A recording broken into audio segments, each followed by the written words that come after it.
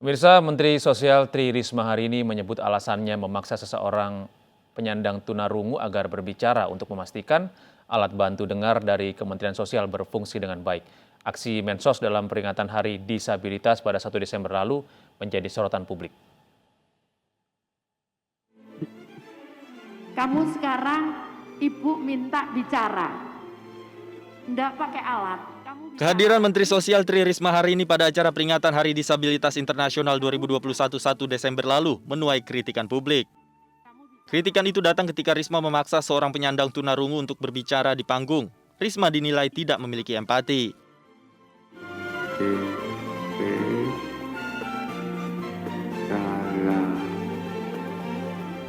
Tarikan alat.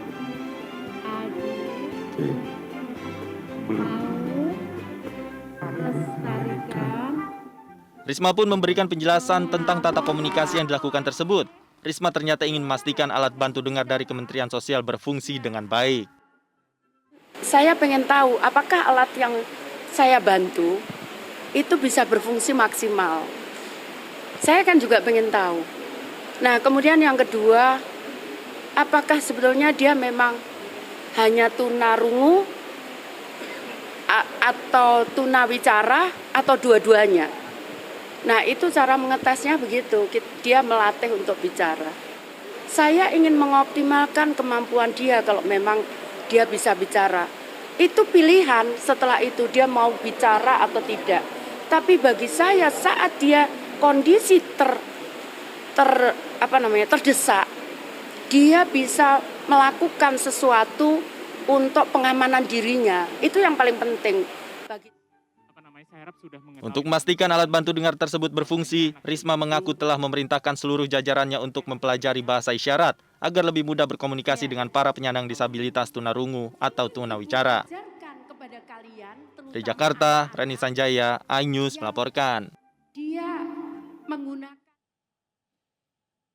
Pemirsa, kawanan gajah liar memasuki permukiman penduduk di Kampung Negeri Antara, Aceh.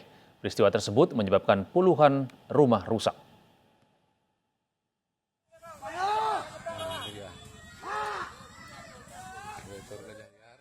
Kawanan gajah liar memasuki kawasan permukiman di Kampung Negeri Antara Aceh. Akibatnya sejumlah rumah rusak di 2 kampung yang berada di Kecamatan Pinturi Megayo. Sebanyak 25 unit rumah rusak dan 112 jiwa mengungsi. Berapa malam ini mengungsi di sini? 2 malam. 2 malam. Bagaimana kondisi di bawah sana seperti apa, Bu? Kenapa harus mengungsi kemari? Rumah udah hancur. Kawanan gajah mencapai 40 ekor ini masuk kampung melalui pagar listrik yang terbuka di kawasan Kampung Negeri Antara. Pagar tidak berfungsi diduga karena kawat listrik yang dipasang oleh BKSDA Aceh telah dicuri. Sebelumnya fencing sudah dipasang, kemudian ada 200 meter yang dicuri orang kawatnya, jadi gajahnya masuk dari situ. Pihak konservasi daerah aliran Sungai Pesangan dibantu warga terus menggiring kawanan gajah liar kembali ke hutan. Kini pagar listrik telah dipasang kembali untuk menghalau gajah masuk ke permukiman. Tim Liputan iNews melaporkan. Pemirsa, ular sanca sepanjang 3 meter tiba-tiba jatuh dari plafon ke dalam toilet rumah warga. Saat dievakuasi, ular melilit petugas damkar.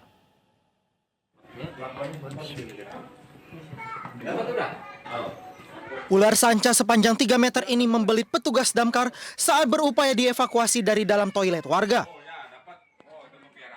Sempat kewalahan, petugas pun dibantu pemilik rumah saat menjinakkan ular tersebut. Sebelumnya, ular ini jatuh dari plafon dan masuk ke dalam toilet. Hadir ke lokasi, alhamdulillah. Hanya kita butuh waktu 2 menit saja, ular sudah kita evakuasi. Itu ularnya jenis apa, Pak, dan besarnya? Ini sanca ya, kurang lebih 3 meter. Usai dievakuasi, ular sanca ini sedianya diserahkan ke pencinta ular untuk dipelihara. Dari Jakarta, Sofyan Firdaus, iNews melaporkan. Pemirsa, penyelenggaraan International Youth Championship 2021 secara resmi ditunda. Penundaan itu terkait adanya kebijakan baru dari pemerintah Indonesia mengenai program pencegahan varian baru COVID-19.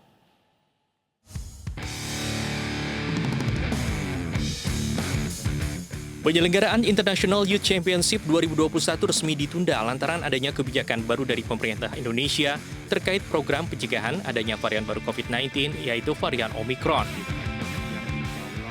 Sebelumnya, penyelenggaraan International Youth Championship 2021 dijadwalkan berlangsung pada tanggal 4 hingga 8 Desember di Stadion Kapten Iwayan Dipta Gianyar, Bali, dan Jakarta International Stadium pada 11 Desember mendatang. Kami telah menyampaikan kepada Pancoran Soccer Field untuk menangguhkan seluruh rangkaian pelaksanaan turnamen Indonesia Youth Championship 2021 yang sedianya dilaksanakan pada tanggal 4-11 Desember 2021. Termasuk di dalamnya adalah penangguhan soft launching Jakarta International Stadium sampai dengan situasi pandemi dan penyebaran virus varian Omicron telah lebih terkendali dan lebih dapat diprediksi.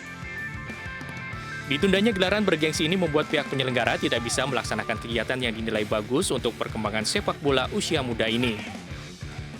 Sangat terpaksa memang event ini kita tunda sampai dengan tahun depan.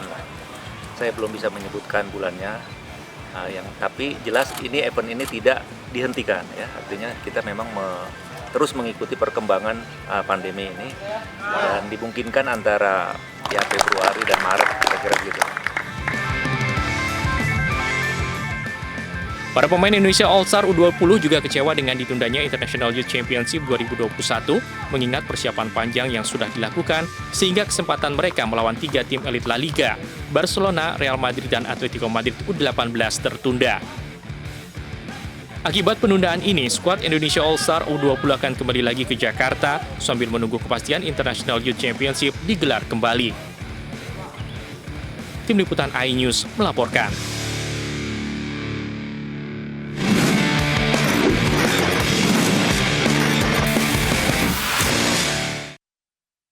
Pemirsa, Timnas Indonesia menjalani latihan perdana menjelang laga pembuka Piala AFF. Meski begitu, masih ada beberapa pemain yang belum bergabung dengan skuad Garuda.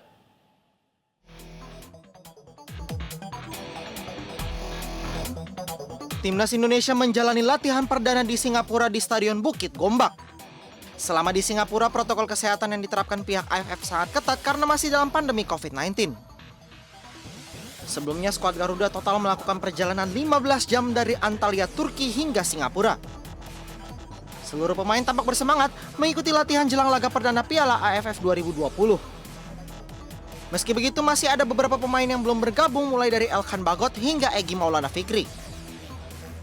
이게 FIFA 공식 경기가 아니기 때문에 우리가 선수 소집하는 데는 사실은 문제가 있지만 그래도 다 소집되지 않은 선수들 위주로 훈련을 열심히 착실히 했고 그 선수들도 첫 경기 끝나고 두 번째 경기 끝나고 오는 선수도 있을 수 있지만은 그 오기 전까지 나머지 선수 가지고 잘 준비하면 큰 문제는 없다.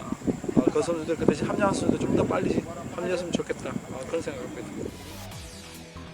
Pelatih Timnas Shin Tae-yong menyebut tidak mau terlalu memikirkan ketidakhadiran beberapa pemain karena para pemain Timnas Indonesia telah cukup padu setelah sering bermain bersama. Skuad Garuda akan memulai laga perdana melawan Kamboja pada 9 Desember mendatang di Stadion Bishan.